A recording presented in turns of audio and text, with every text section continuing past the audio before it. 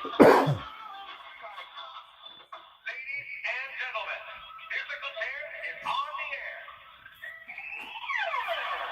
Artists, songwriters, instrumentalists, producers, sound engineers, and anyone else in the arts. Thank you for joining us.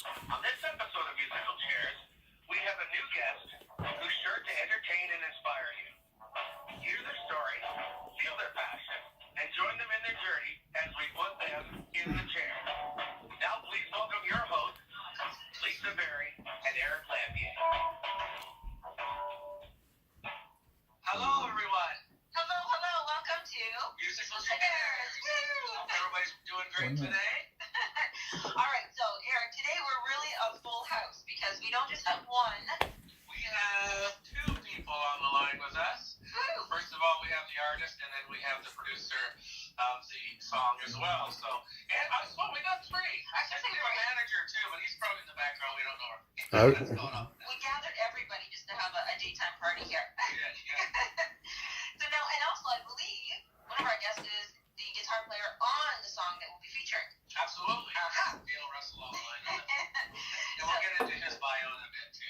Yeah, so we're going to just share with everybody that today we really wanted to share with you guys what journey a song goes on, because like we as the listeners, get to hear it and it's fun and we either dance to it, sing to it, or get this nice emotional feeling.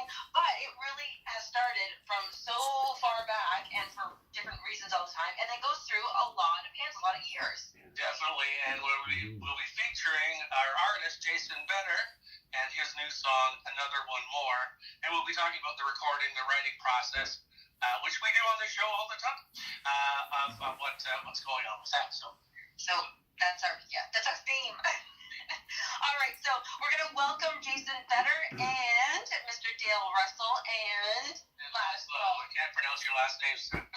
Stefarowski. Hi, good morning. How are you?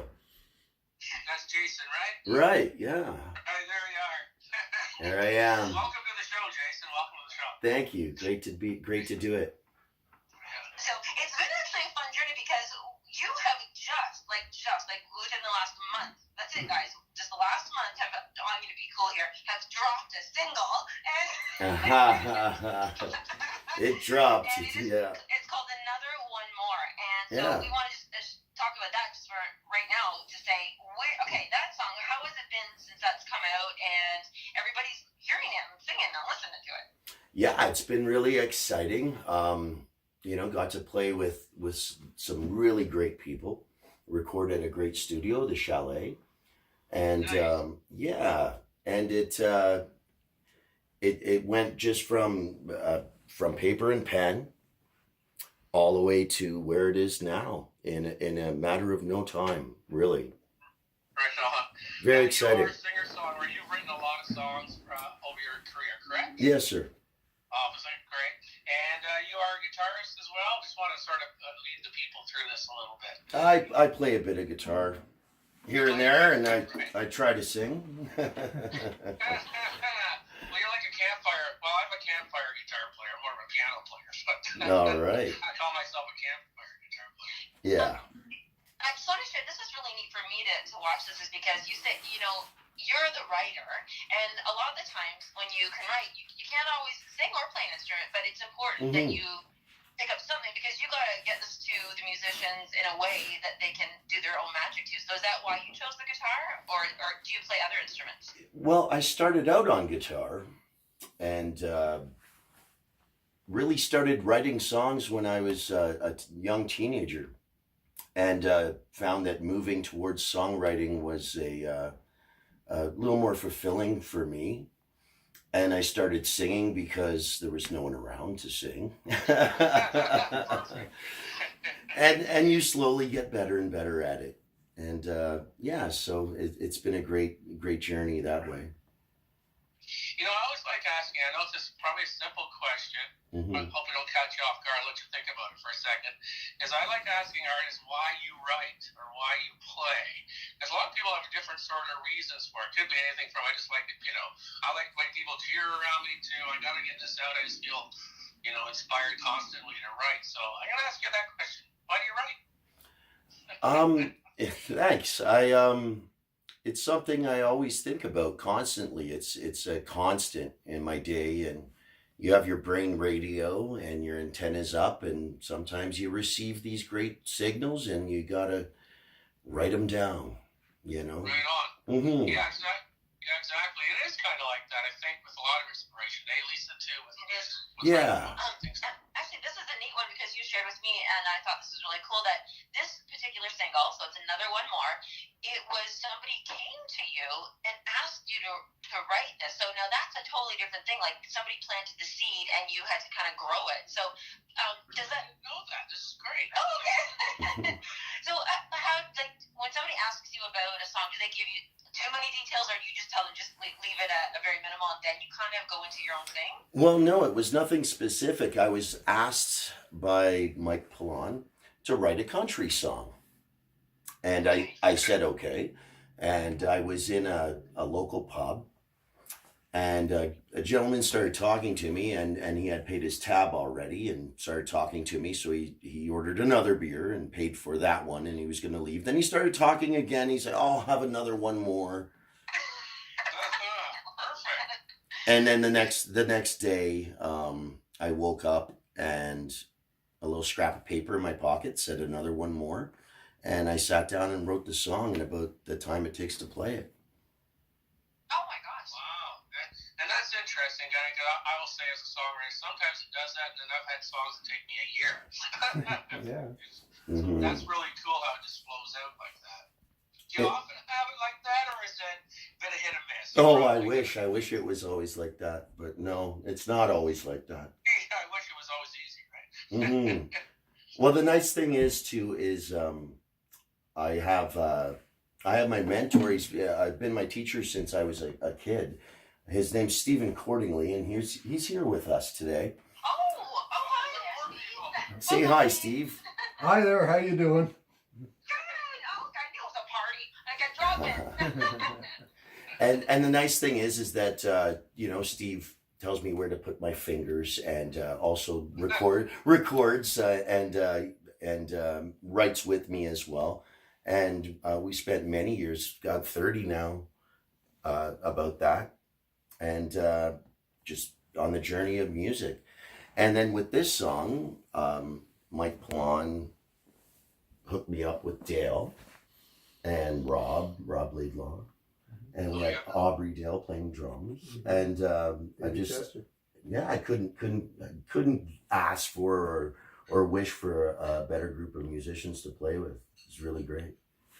Oh, I have a question. Okay, Mhm. so that because you just said that, so you are so it sounds like you just couldn't be happier, like you said that.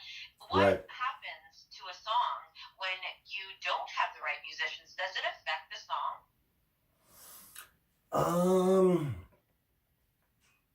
It depends what you're doing. If you're keeping it, or if you're writing it and giving it to them, and you could just tell they're not getting it, but they think it's great. You've done your job. You planted the seed, and But if it's for you to perform and play, you really want to get it right. And I think you always know the guys you want to play with. You always know if it's gonna be right. Yeah. Now, were these guys chosen from Dale? Because I know Dale, you have a lot of connections with these fellas. Yeah, they're hi, by the way. Oh, hi, Dale. Dale Russell, folks. Yeah, I was Mike called me up and said, "Hey, I want you to hear this guy," and I came over and he played a couple of songs, and he played another one more, and that was the song that of the few that Jason sang that day that I thought was the strongest, and we all did, and so therefore the journey began in terms of taking it to the studio and so on. And yeah, the guys that Jason mentioned, Rob Laidlaw, great bass player, been around a long time, and Aubrey Dale, a killer drummer, like a heavy duty guy, in multiple genres. And Dave Chester, who owns the Chalet Studio, of course, where most people probably know that if they know of that studio, they know that Rush was used to take that building over for months at a time, and there are so many famous people that have gone through that studio. And so once we agreed that was the song, and Mike and I talked about it, and I told him, well, if you want me to produce it, then I'd be more than happy to do that, and we'll pick the good boys, the good players. And we had Anita Paris as well. And we had Anita Paris coming in on backgrounds with her girlfriend, yeah. And it was just a wonderful lineup of people, and so off we went to the chalet and banged it out, and then I brought it back here and did some mixing and mastering and so on, and Also, we did that group sing too. we did the group sing. We got a bunch of people singing. Like, we needed a bar room kind of a feel to it. Oh, yes, at the end of the song there. Yeah, I was just thinking of the old, Friends in Low Places song, and how that one went out, right? Garth Brooks. Yeah, Garth Brooks, yeah. I don't have any of those, by the way. No idea what you're talking about. That's because he's always looking up. That's right. Singer, songwriter, producer, and played guitar with the Guess Who, correct, Dale? Yeah, that's good succinct look at it. Yeah. Your life all in one minute. Yeah. Just a fabulous guitar player. Well, very much like Jason, I knew as a teenager that's what I wanted to do, and I started writing back then as well. And these days, music has progressed and regressed in some ways too. But not pointing fingers or anything, but it's just one of those things. But the great part about songwriting is that if you're honest with yourself and you come from an honest place, you can definitely telegraph and communicate that to an audience. Then there's the other kind of songwriting where it's a pop song and you're going for the money, and that's good. That works too, because as you can tell, especially by many young people like that that love pop music and so on, and which is great. And I wouldn't mind having one of those hits, but but I really do appreciate when I hear something that is it's got character, it's got depth, it's got good melody, and you can tell when people enjoy it. And I really believe that this song that Jason is working right now could have some very good results. I'm hoping, and thank you for including us. Well, thanks, on your Dale. show. That's great. Oh, yeah. Well, that's really neat that you said that specifically, because you really kind of like you fell in love with the song and you knew it. You had a vision. You felt the right people that would come to it. And a question about songwriting, because as a songwriter, they're writing a lot of songs. How does one know? Like, say Jason wrote a song and he was just like, this. He was attached to it. He really felt this had a journey, but no one else was kind of feeling it. How do you know how long to hang on to a song and shop it? It's funny because those are the ones that I love the best are always the ones. Yeah. Yeah. So what do you do with that though? Like how did you have such faith and belief in a song, but nobody's getting it? Well, you wait till Eric invites you to the campfire and you save it for those days, right? Well, it's like Friends in Low Places was actually recorded before Garth did it. I don't know if the people know that. Yeah. One of those brothers bands, and it did nothing. Yeah. Well, so many. I mean, so sometimes it's good to hang on. Yeah. Well. To your question, but I mean that's my sort of view. Sometimes it's good to hang on, but other times it depends. I would say myself. I'd see if you guys agree with this. Pass it by some people who know.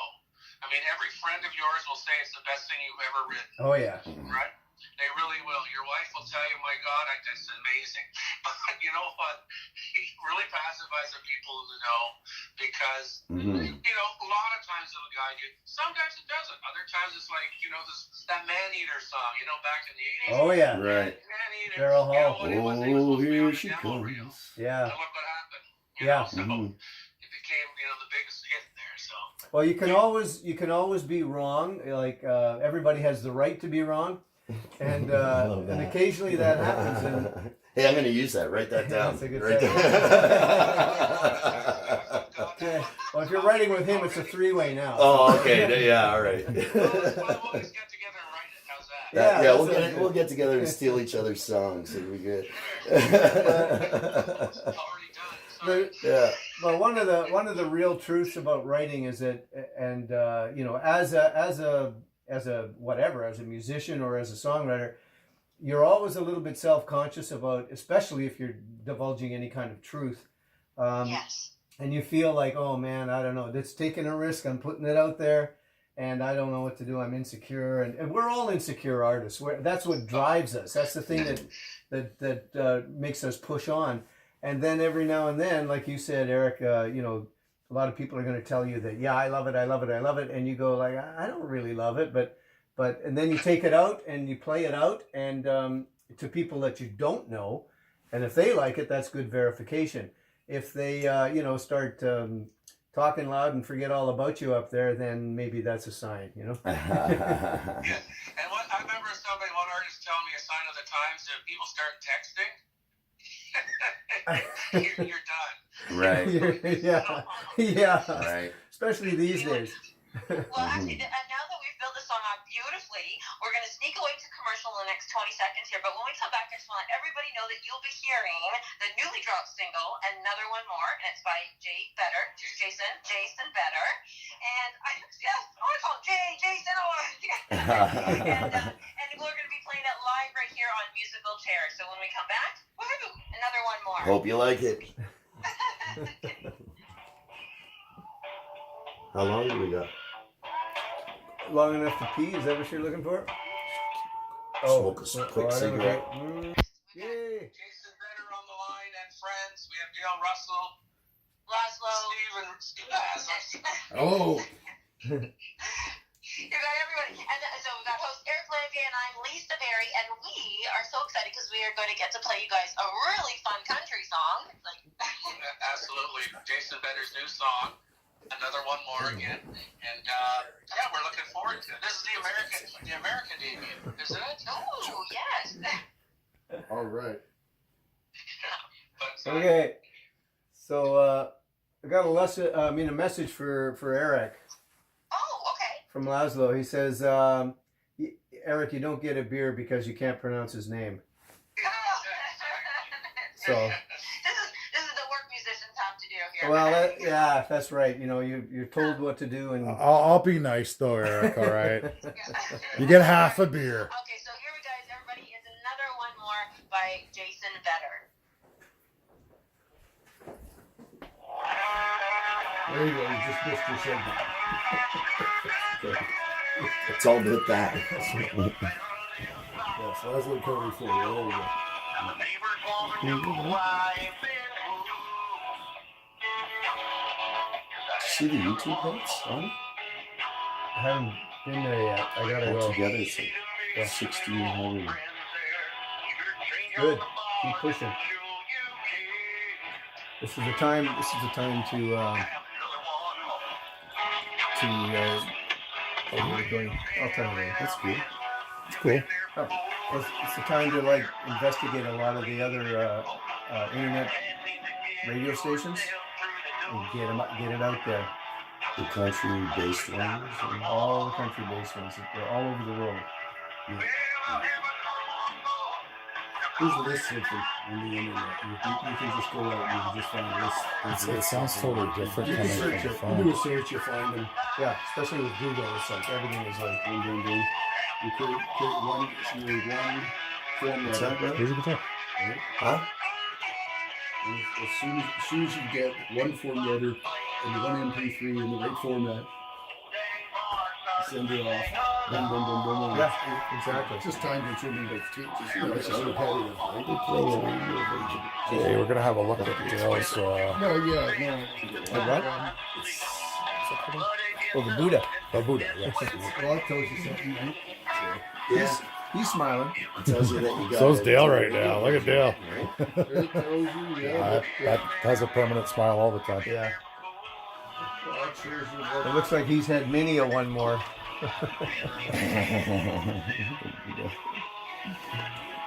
I can't hear you when you talk like that, man.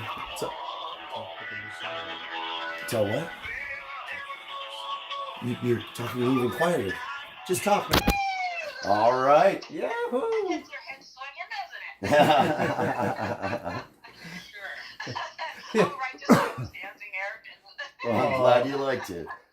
Oh, you know, it's such a fun, and everybody can, like, I've so been there before. Well, it might be a little more cups of tea for me, but you just end up staying because you're having such a good time and you're chatting, and it's a conversation.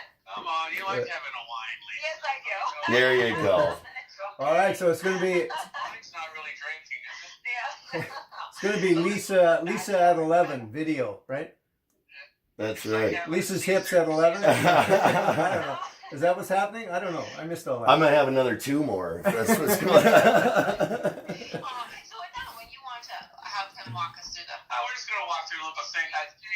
Now this is probably a very difficult question, but when was it written? It's a fairly new write, right, Jason? It Was is. in the last 6 months? I would give it that. Yeah. No, the last 6 months that you wrote it. So let's just walk a bit about the studio again.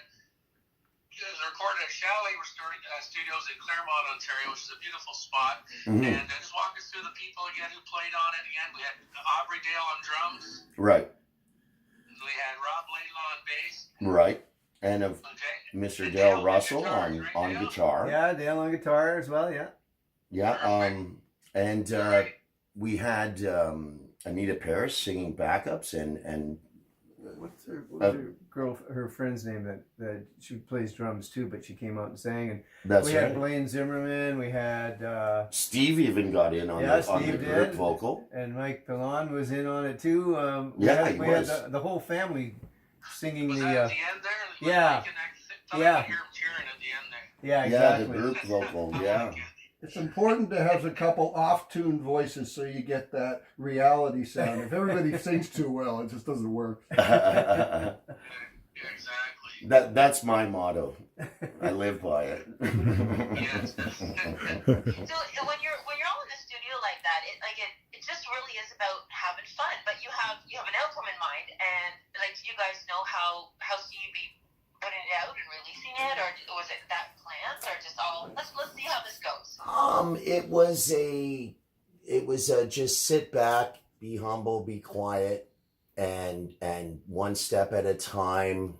Let's see what's gonna come out of this. Let's hear what it's going to sound like, and then you start feeling comfortable. And I mean, I did my vocal take in 20 minutes. Mm-hmm. What? Yeah, All yeah. right, people are hating you right now. Well, that's because I cracked the whip a couple of times earlier on in the process and got him to really go over the song and make sure that he was totally, connected to what it was. Yeah, and I got the scars to prove it. Yeah, so the pre-production really makes a difference when you walk in with confidence. And there may be a few little changes here and there, because once you're in the studio and the guys are playing, and the vibe might change just a little bit, or it might go a little deeper than you think it might, and all of a sudden it's pulling more out of you. But the pre-production prepares you for that, and he did a great job. Like, truly, all the guys did. Well, thank you. Aw. Yes, How many it days was. were you recording, do you figure? 4 hours.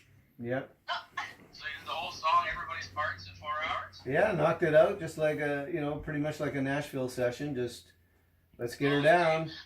I could have did it faster, but I had to go grab a couple doubles for these guys, or else they, Yeah. Oh, for those long all-nighters. I was going to say, you delivered the pizza.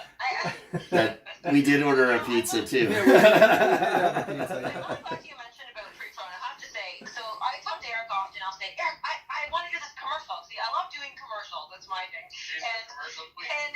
And so he's like, okay. And then and then as soon as I arrive, he says, okay, now did you practice? And I go, no, I ran out of time. I was busy. He goes, it's so important that you, first of all, get calm, forget about what's going on in your life in the day, you Right. know, and really, like you said, go deep into what you're doing, connect with it. And so that really resonated to me. My ears just perked up, because I know that if I don't, oh my gosh, he's like, start again. Right. Things I found with commercials, or even with producing songs and myself, is if you listen to some songs that kind of get gets you in the mood. It's like I remember talking to a producer once, and if they're say doing an aggressive song, they'll actually watch some aggressive parts from a movie, something like that, and it gets you sort of in the mood. Or if it's a romantic song or a party tune like this, you could do the same kind of thing just to get your inspiration up. So Right? is that what you guys like? What did you guys do? Well, yeah. I mean, in the 4 hours we were in the studio, I think I watched Dale drink like a case and a half of Canadian. Yeah. And it, I can't even. Was my phone busy? no, it was like really at Olympic rates. I was like, I had a whole new respect for him after that. You know he's full of it. You know that, right? So what is it that you like? You guys do? Is it something you listen to? Is it something you think about? Something you read? You just make sure you get a good night's sleep before. What is the preparation for you guys? I think it's just being comfortable knowing that the ground you're laying and the song that you're doing is something worth giving your time to and something that you want to keep and be lasting to you. You leave behind a few things, and tunes you write is definitely a great thing to leave behind, I think. Mm-hmm. Yeah. Okay. Another aspect is that when you have good players and you got a great studio and you've got a good song, and what it does is like every one of these guys are professional. Very like Eric. I mean, you're a killer player, and there's that little bit of inspiration that turns into a lot of inspiration because there's so many people that really want to do their best and they really want to make the artist happy and the producer happy, and there's a few different kinds of producers. There's a producer that says it's my way or the highway, and they've got a good track record or something, and all of a sudden you are the puppet on the string. Yeah. Or you can be the kind of a producer that is very, very conscious of what it is that needs to happen, but at the same time, what is this group of musicians going to bring to the table, and what is the artist going to do when it's their turn? And you have to coach, and at the same time, do not be afraid to say, perhaps we could try this. We've already got that, so let's do another take and let's try this until you get to that zone where it's undeniable. Right. And that's what makes hit records is it's undeniable. Yep. So which is Dale, Jason? Yes, sir. Well, which kind is Dale? Well, I think I did my vocal track at the very end, and I think I might have said 10 words in the studio the whole day, but before that, I knew I was in really good hands.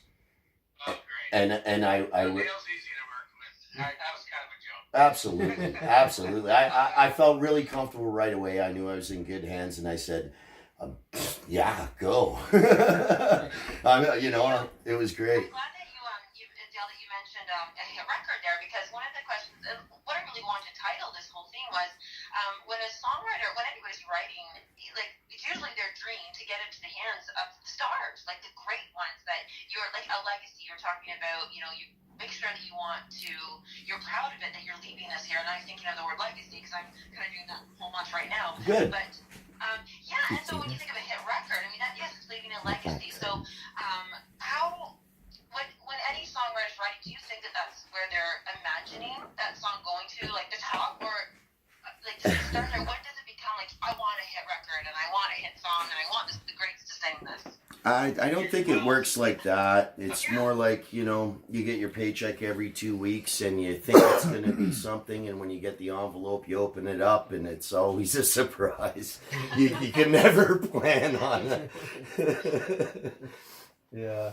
Yeah. Okay, so it's I think for me, I gotta say, I still remember between grade 8 and grade 9 learning some pop stuff.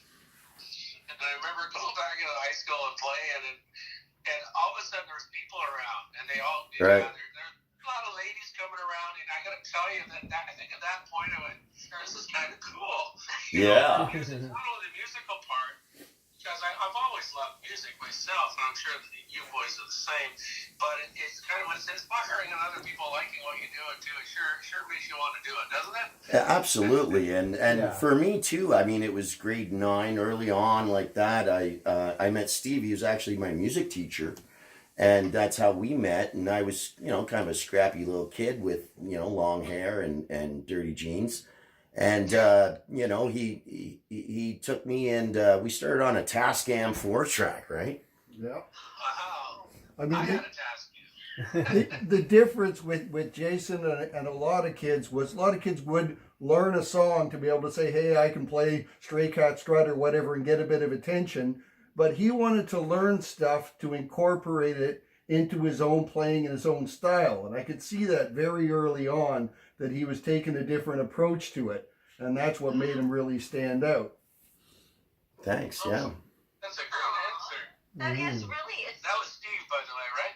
Yeah, Yeah. Steve Cordingly, and whenever I do write a song, Steve has a studio in his house, and we go there and we demo it, and he usually helps me a lot with the bridges. Steve is the bridge master, and he, I'll lay it down, demo it, work on it, and I think then going in and approaching musicians with something in your hand like that is invaluable. It speeds up the process immensely. that's okay. Super important question. A Mhm. lot of, at home studios, because you mentioned he's got a studio in his home, a home studio. Now, then we also talked about the Chalet being this a big, studio where lots of people have top people have come through. But Mhm. they're equally important, like you said, for their roles. So do you always go to a home studio, would you say, to do your demos, or do you and then go to the big studios for the finished one? Well, sure. I mean, since the beginning, guys have probably had tape decks and push play and record with a cassette there, and then Yeah. ran around so happy, showing everybody, you gotta listen to this, you gotta listen to this, and that's how it starts. Scratched out on a pizza box, on a napkin, on a and it's just Steve has built himself a really immense. Expensive and beautiful pizza box that we can write the tunes on, Yeah, That's and I thank him for that all the time. Well, yeah, because I think it's as people walk through, they're like, hey, I've got a song, where do I start? So Yeah. we're going to sneak away to commercials. We'll find the commercials here. But when we come back, Eric's going to continue to walking you guys through this journey so that everybody can listen, because there's so many creators and songwriters out there, and they're just going to learn so much from you. Well, Go good. back to Thank you. musical chairs, folks. Woo! Jason. Be right back.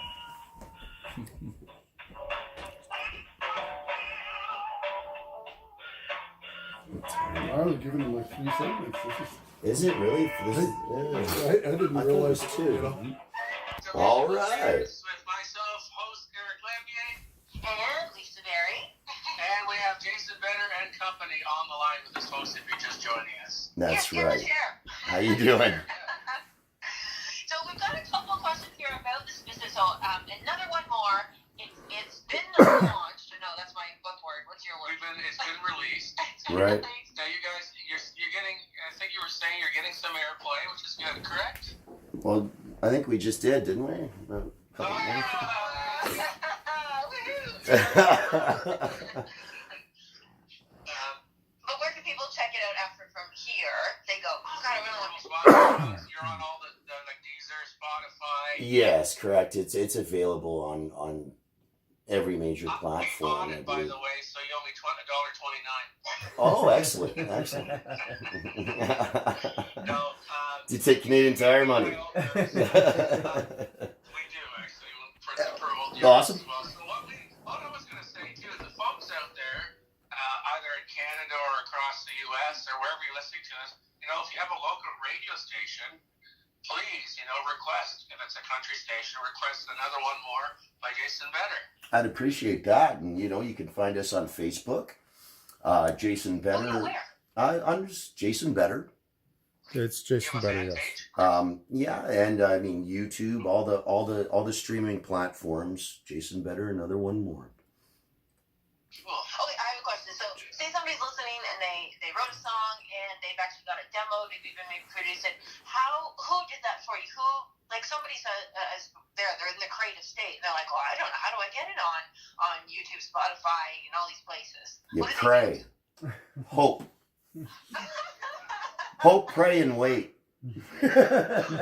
No, you really, you always hear you have to be at the right place at the right time. And it's so true. It's so true. I was sitting in a small bar, playing acoustic guitar by myself, and that's when Mike Pilon walked in, heard me play, and gave me his card and said, "Write me a country song and call me."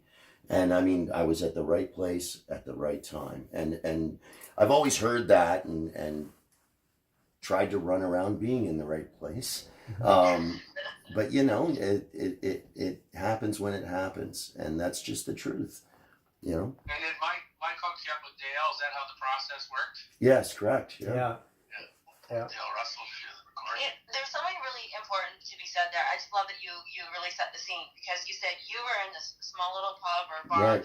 and you got out there. And I think a lot of people, that's what they're like. You're not going to be heard or seen. The right place and the right time is not hiding away, and you've really got to feel comfortable and you never know where it could be, and that's why it's important to always kind of say yes, like just say yes and get it out there. It's not going to happen on your couch. No, it's No. not. And I mean, I've always been the kind of guy, if I don't have a gig or a couple gigs on, if I'm not playing a gig on Friday, I panic. What am I going to do? Yeah. Right, that's so true. What am Yeah. I going to eat? Yeah, well, yeah. Now, Jason, are you the kind of guy who's so confident or brave that you would, like, if you were just out in sitting at a park, would you just get your guitar out and kind of sing out loud and then go for it? Oh, yeah, I play everywhere I go. I play hours daily. I can back that up too. too. So, and I take my guitar everywhere I go. I always have. But you have a new thing on the go right now, right? Like the building. Yeah, he's just Yeah. brand new news. Yeah, it is really. Thanks. Okay. Uh, Drum roll. No Aubrey Dale, but here you go. Yeah. All right. Yeah. I'm putting out Humble Music, Humble Music Studios. It's a music instruction facility with guitar, bass, drum, keyboard, vocal teachers. Also has fully equipped rehearsal rooms available. Also, there is an auditorium which holds 200 people with a stage and lights. And we're going to throw a show starting once a month, starting at the end of March. And it's a really exciting venture that I'm really happy to bring to Oshawa. For that, or how's that work? That's exciting. Yeah. Congratulations. Thanks. Where it is? Where is it? It's right downtown Oshawa, 72 Richmond Street. The sign will be put up tomorrow. Look for it. Humble Music Studios, and Wow. come on in. And if you want to learn guitar, bass, drums, keyboards, vocals, or if you're in a band already, and if you want to spend some time learning and being around music and just feeling the vibe and catching a piece of it, then this is going to be the place to go.